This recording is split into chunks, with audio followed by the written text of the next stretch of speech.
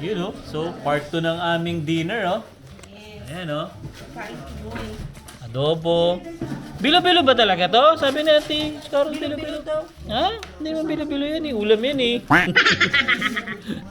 Oh, ayan. Meron kaming inihaw dyan. May barbecue, may hotdog, Ribs. Ay! garlic bread. Dito na lang daw eh. Para Hindi, okay lang kung isa. dalawa Para sa tulad saka... Yan oh. Ayun pala. Mapapalaban na naman tayo niyan. May talong pa pala. Yan, oo. May sauce na tayo. Ayun, buti na lang may toyo. May toyo. Pero hindi dapat natin kailangan ng toyo. Tigilan mo ako. Si Emma may toyo na yan eh. Yan, okay. So, kakain tayo. Tapos yun nga pala guys, no, meron ako interviewin dito. Ito, si Kuya. Syempre, kailangan natin pakainin tong ating guest sa ating vlog. Si Kuya. Alamin natin kung ano yung... Kuya Jerry. Oo, alamin natin kung ano yung nangyari kay Kuya Jerry dito sa Canada.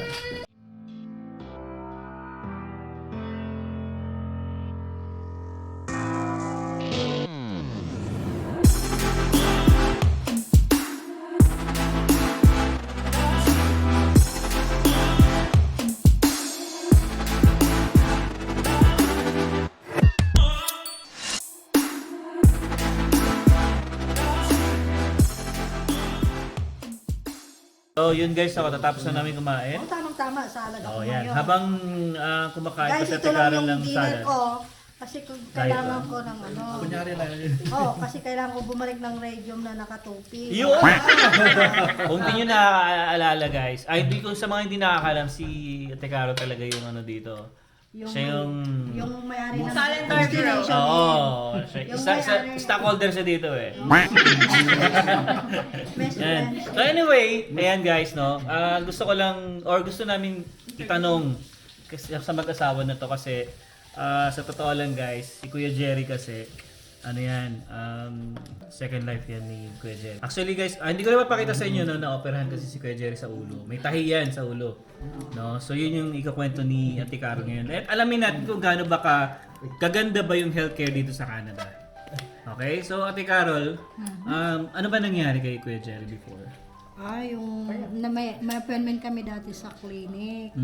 Tapos yung kaharap namin, tatlo kami, nurse, tsaka ako, siya. Tapos parang nung time na yun, inuubo siya. Ubo lang, ubo lang. Oo. Pero parang, siyempre, double job siya noon. Yung parang na-feel niya na ayaw niyang umubo sa harap ng nurse. Okay lang pag sa akin, yung parang gano'n. Yung ubo niya kasi, yung hindi kagaya na dry, yung parang may kumakain tayo, may plema, yung gano'n. Okay. Nahiya siyang mag-ubo ng malakas. Kaya yung ginawa niya, hinold niya yung breath niya. Nag-excuse siya sa amin ng dalawa ng nurse, tsaka lumabas siya dun sa pintuan. Di ba yung ano ng nurse, yung ano lang naman, yung clinic, paglabas mo ng pinto ano lang, dyan na agad. Yung parang magkadikit lang upuan sa loob tsaka sa labas ang ano. Paglabas niya, pagka-close ng pintuan, hindi ko akalain na siya yon. Pero narinig ng nurse, oh my gosh, yung ganon. Kasi narinig niya pala, bumagsak ito. Pero ako, baliwala sa akin kasi parang wala ako, nakafocus ako sa interview niya yung ano namin, salitaan ng balita. Pero tanong ko lang, Ate Carol, nung that time, kaya kayo pumunta ng ospital dahil inuubo lang si Kuya Jerry? Oo. Yun lang yung reason Oo, talaga? yeah. Okay. Tapos yun nga, nung pagkabagsak niya, dali-daling binuksan ng nurse yung pintuan. Nakahandusay na siya sa sahig ng ng clinic. Tapos syempre ako nagpanik ako agad kahit na may idea ako kung ano yung mga CPR, yung huwag mong galawin yung yung pasyente na ako syempre pag nasa actual ka na pala hindi mo mararanasan yung mga ganon na yung mga first aid, mga CPR, hindi mo maalala yung mga ganon. Yung nagpapanik ka na ano kaya mangyayari. Parang nung time na yun iniisip ko na ano kaya yung ano ba yun yung anong tawag doon? Heart attack o di kay mamatay siya nung time na yon, yung ganun. Kaya Ganun parang yung isip mo. oo, ganun ang takbo ng isip ko. Kaya iyak ako ng iyak tapos niyuyug-yug ko siya yung ganun. Dali-dali yung may mga lumapit na Lumapit. ng mga nurses siguro doon. Pero dahil nga nasa nasa sahig na sa kanya, tinatry kong gisingin kasi talagang walang malay siya. Tapos yung nurse, sabi niya, please don't touch him or yung movement niya dapat naka-steady lang siya doon. Okay. Kasi siguro alam na niya yung pagbagsak niya may something sa ulo niya. Oo. Kaya yung nurse, sabi niya nung may dumapo na, ewan ko ilang tao yung nakatingin doon sa amin. Sabi niya, please call 911. Tapos nung 911 na, mabilis lang, wala pang 5 minutes na andyan na. Tapos chinek siya.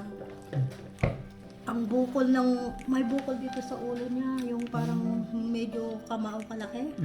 Parang Yun ang bagsak niya, yung tama ng bagsak niya. So tumama yung ulo niya. Oo, kasi syempre nakaganon handusay siya sa sahig, semento yung sahig ng yung Richmond Clinic. Yun, tapos dali-dali siyang kinarga dun sa sa ambulance hanggang Foothills. Parang dumating kami doon mga 8:30 ng umaga. Tapos tinatry siyang i-CT scan. Siguro yung parang yung utak niya hindi na normal, 'di ba? Yung parang ewan ko, parang ayaw na niya, yung parang nag-aano na siya, yung alam mo yung taong mainitin na, yung pag ayaw-ayaw. Irritable. Oo, irritable, oo. 'Di ba yung pag ang CT scan ipapasok Oo, yung dapat ulo mo stand. doon. Stand. Ayaw niya. Tapos So, ibig sabihin Kuya Jerry, may malay ka rin that time. Nung pumapasok ka sa CT scan. Pero hindi nagkamalay siya yata nung nakarating kami ng Foothills. Pero nung pag-alis namin, ay hindi, bago siya kinarga sa ambulance, nagkamalay na siya. Okay. Ang sabi lang niya, anong nangyari sa akin? Parang wala siya sa isip niya na hindi niya alam ang nangyari sa kanya. Siguro parang epekto na rin ang pagbagsak niya. Bakit siya, may mga tao dadalhin siya ng gano'n. Pero Kuya Jerry, that time, nung bago ka bumagsak, anong nararamdaman mo? wala. Normal ka, tapos bigla ka na lang bumagsak, gano'n? Ay, Oo. Huh? wala na bang Pag ubo ko, pagbagsak ko na kumain. Kasi hirap ako dito sa interview na to eh. Gising na ako sa Sige, post na. ambulance. Talaga? So, that time, wala ka na nararamdaman sa ulo mo or what? Talagang inuubo ka lang talaga? Oo. Kasi pagbagsak siguro una ulo. So, yun yung naging, ulo talaga, bumagsak ka talaga at kaya ka na-operahan. Kasi pag hindi na operahan, yung dugo, magkalat na. Pati yung mata ko nito, pula to eh. Dito, pula to. Parang naging panda yung dito niya oh. Nangitim. Ang bilis ng rescue. Sa Pilipinas nun, wala ka na. Talaga? Dito ang bilis, MMS. Pera. Wala nang tanong-tanong, may pera ka o wala. Yun yung maganda rito, Oo, diretso na So, may ginastos ba kayo or sa ospital? Wala. Kahit 5, wala. Ano yung binayaran nyo lang that time? Taxi. Ambulance? Yung ambulance. Ambulance Ambulance. kasi kung may insurance ka pa, covered na yan. Covered na sana. Ambulance pala. So, ilang days ka o weeks ba sa ospital? Mga 3 weeks siguro dahil nung araw na yun mismo ng pagkabagsak niya after ng CT scan, parang dali-dali ng mga doktor nag-meeting kaagad na operahan siya. Tapos parang dinala siya sa ICU ng mga 1 o'clock yata yun ng hapon. Tapos inoperahan siya. Pero minomonitor lang ako ng doktor na sabi, pag hindi siya magising after 1 hour, yung parang makoma siya, comatose siya. Pag once na gumising siya, parang okay yung effective yung operation nila. Yung Okay. Eh tamang-tama, nagising naman siya. Tapos, oo. Grabe na yung pray mo nun, ate, no? Sa 1 Oo, hour. pray. Pray tsaka parang feeling ko kalahati ng katawan ko patay na rin. Yung parang hindi mo alam, 'di ba? Yung mawawala kaya siya, yung parang hindi mo alam may yung magiging Future niyo, Oo. anak mo kasama. iniisip ko pa si Jaden noon ano lang eh. Maliit pa. Oo. Mga 5 yata si Jaden, 5. Oo. Tapos sabi ko, tapos minomonitor every time na may gagawin yung doktor. Sabi niya, pinapirme nga ako ng Weber na operahan siya, di ba? Yung ganun. 100 stapler yung 100 ang stapler pa yun So, second life talaga. Oo. Biruin mo. Tapos pag after ng operation na nakaano siya, yung lagi siyang ano nga yung tawag yung Nanginginig? Nasi-session. Seizure. Lagi siya, kasi nga, yung shape ng siyempre, di ba pag nagsusugat ka, nag-ano yun, yung nagabanog. Sa Tagalog. Namamaga. Namamaga. Nag-square yung shape ng head niya. Talaga? Kaya parang, tapos nakakatiter pa siya. Ayaw na ayaw niya. Gusto niya lagi sa CR. Oo. Ayaw ng nurse dahil nga bagsak na nga siya. Tapos, ang ang tigas pa ng ulo, ayaw niya syempre, tinitingnan niya parang ako nga minsan natatakot. Wala ako, sabi ko pang sumbong ka kay Mayor Nancy. Natatakot, nakakatakot kasi parang Nandiyan feeling yung ko security na- yung itsura niya pag nakarap sa salamin, seryoso na Tinali nila siguro ako yung eh. itsura niya naawa. Ewan ko kung naawa siya sa sarili niya, yung parang Ano ka? hindi mo alam kung galit siya sa mundo na seryoso na parang galit, yung gano'n. Dahil nga, parang square yung tapos yung dalawa niyang mata, parang panda, gano'n. Oo, nangingiti. Dahil nga sa operation na parang yung dugo dito, parang gano'n. Na tinanggal ng dugo. Dalawang security malaki ko, naluman ako, natakot ako. Baka Pero ikulong. sa awa ng Diyos, Ay, aside ate sa operation, di ba sa ulo, meron ding pacemaker sa Oo, Kuya nabanggit mo Jerry. sa akin kanina Oo. yun. Kaya yun ang dahilan ng pagkabagsak niya. Di ba? Oo. Tapos nung time na yun, na-detect pala, dapat may 1 week apart na check siya ng heart bago nangyari sa kanya ang pagkabagsak.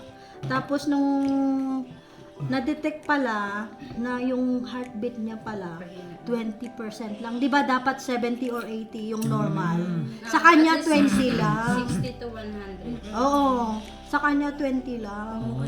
So yun yung reason kaya nilagyan siya ng peacemaker. Oo. So meron ba kayong binayaran? Wala. Wala din. Sa atin yon guys, yung pacemaker 2 million Wow. pesos. And then every 10 years papalitan yan dito sa Ayun, Canada. every 10 years papalitan siya ng battery. Tapos yung kunting Hiwaan hiwa lang para kunin yung ano. Pero sa araw na yun mismo din, pwede siyang makauwi. Oo, ambulatory na. Ipamukha mo na paglagay na parang pabalikin yung ng heart niya. Ewan ko, anong nangyari sa kanya. Wala ko alam. Hindi ko alam kaibigan ko. Ah, Di ba? Ano ganun. pinagdaanan nila ate? Yan, tapos, Pero mas okay yung pacemaker kisa sa, yung valve, ano ba yun? Bypass. Bypass Bypass. valve. Mas okay yon. Kasi ang bypass pala, tinatanggal yung, parang may ugat nerve na dito sa legs mo. Tapos idudugtong nila. Yung parang ganon. Mas okay ito kasi in-install, di ba? Yung machine. But at least, Parang lang naman, parang $2 kalaki. Mga ganon. at least, di ba? Kasi Parang pinakita hindi sa akin ng doktor bago install. Sabi niya, ito yung gagawin natin para si Jerry ay magiging back to normal. Oh, di ba? Ang galing din. Tapos, na back to oo. normal din. Normal. Yan. Alam mo, nag-seminar kami ng last month lang. Nag-seminar kami Ano, about bakit? nag-hire yung foothills ng American doctor. Ano yung pina-seminar? Ang tungkol nga dyan sa pacemaker. Kasi yung iba daw, yung parang dahil may ganyan na daw, parang nade-depress, ang daming dahilan, yung parang iniisip nila na bakit ako may ganito sa katawan. Parang hindi nila naintindihan. Kaya yung pinaintindi doon, yung parang back to normal na, yung parang tayo na walang sakit, yung ganon. Kaya yun ang sa kanya. Oh, nice. At least, no? Kita nyo naman yung guys, no? Ang daming pinagdaanan nila, Ate Carl, tsaka ni Kuya Jerry. Pero, Ang maganda doon, Alam mo, nandito sila sa kanat, wala silang binayaran ni Singkong Duling sa tsaka ang hospital. daming nagsasabi sa amin, ang tagal na daw namin dito, ba't hindi kami nakabili ng yung mga bahay, mga ganun, mga investment, hindi nila alam yung nangyari sa kanya. Ikita mo na kung Tapos nag-pandemic pa, may savings kami, pero dahil nga cook siya, nag-pandemic, nag-shutdown yung mga kitchen, yung mga ganon. Nawalan siya ng more than 1 year na trabaho. lang Eh yun, syempre ate. ako lang yung yung ipo namin naubos. Kanya-kanyang timing Oo. yan. Sabi ko, okay lang yan, wala kang at least buhay ka. Buhay. sino Oo, nag-aakala importante. na nagba-barbecue siya dyan kahapon. Oh, di alam ni ate yan, Yung diba? Parang, oh my. Kaya kapag Sa pagkadami-dami. nagkikwento ako sa ibang tao na halimbawa pareho sa inyo na kakamit ko lang. Parang feeling ko, yung parang, ay, ganun pala siya, yung ganun parang ang swerte niya na, Oo nga eh. Oo. Parang sa amin, di na rin namin pipiliin mo na agad magkabahay. Basta Oo naman. aanin mo yung bahay kung wala na yung partner mo, di ba? Oh yeah. Lalo Lalo ka doon sa mahirapan. sa dalawa kong kaibigan, kamamatay lang nung January. Ay, Yung isa 5 years ago, puro cancer. Kaya parang ano ba? Nandito rin yan sa Canada. Oo. Okay. Nagtatrabaho siya sa Rocky View, Mhm. pero wala siyang check-up. Oo. Tapos yung isa, Yun lang ang problema. mga Ano pa yun? sobrang laki, radiologist. Ay, oo. Yan, ganyan ang Pero tita ko. Si parang Tita Bel. hindi lang siguro na follow up na check-up. Tapos lumala. Kamamatay ng January. Tapos yung isa 5 years ago. Yeah, mom ko, di ba guys, alam niyo naman nangyari sa mom ko, cancer, pancreas. So, sobrang bilis, parang 1.5 weeks, months, Kagaya ba yun kay Kate Middleton? patay agad. So, Parang pancreas si Kate eh. Oo. bilis mo kayo sa mga stage 4 kasi nung wala. oo na, si mama kasi ganun din, ate, hindi rin siya nagpapa-check up. Nalaman namin, stage 4 na agad. Basta stage 4, ang hirap no? Yeah. So, yun guys, no, Thank you ate sa oo, yun nga pala, syempre, thank you kay Ate Caro at sa kay Kuya Jerry sa payag sa pag-interview dito sa aming channel ngayon. And ano pa At least sasabihin mo? pa nakita niyo yung effect ng healthcare system kila ate. Yeah. Na iniisip nga ni Ate Carol dati kwento niya sa akin, paano kung nangyari yan sa Pinas? Oo, no? Diba? Hindi, no? Paano na lang, no? Talagang ubus ang pera natin. So, isa rin yan, guys, the reason kaya kung bakit kami nandito sa Canada. Dahil sa healthcare talaga. So, at saka syempre kay Zion, para sa mga bata. Maganda sa future. No? Yeah. Yan yung reason talaga. Kaya nga nung, actually, at Carl, nung binanggit sa akin ni Emma yan dati pa, nung nandun pa kami sa kapitbahay pa kami, nagulat ako yung about niya sa nangyari kay Jerry na yun. Sabi ko, wow, nakakaano lang din. At least, di ba? Toyota si Kuya. Binalik ko. Oo, dati kasi kuya ang sasakyan. Nung nangyari sa kanya, syempre, kakakuha lang namin noon eh. Kinuha namin ng March. Tapos, nag-aksidente siya nung time na yun na August. Ilang months pa lang. na. Oo, ilang buwan pa lang. Sabi ko, baka kasi kaya ko naman, kaso nga lang isa na lang ako kumakayod. Siyempre sa sobrang mahal dito ngayon ng mga Pero Tikaro, tanong ko na rin, syempre, tapos na siya operahan, yung mga gamot niya, ano ba yun? sa heart lang, maintenance, pero may Pero kayo, sarili nyo, hindi, bibili kayo. sarili namin. Pero magkano lang naman, kasi Insurance may din. insurance siya ng Green Shield. Yeah. Oo. Maganda dito yung Green Shield. Kahit anong insurance, kung may gamot ka na covered, konti na lang babayaran. Kami 100% kami sa mga Sa inyo? sa benefits ko sa... Ang galing. Ako 80 lang, Sa amin, 80%. 80 din. Ako 80. Dito din ako. Ako din ko 80 lang. Dental naman 100%. Wala kami binabayaran. Kahit massage. Ang massage naman kami, 100. Pisyo, kayo. Pag yung mga gamot, yan, sa dental 80%. Kaya minus kami dahil marami silang gamot. Oo. Pag part-time walang ano. Walang Wala. yung pag-punta, kaya na yung baby. So yun guys, no, pakinggan nyo naman yung story ni Ate Carla at ni Kuya Jerry.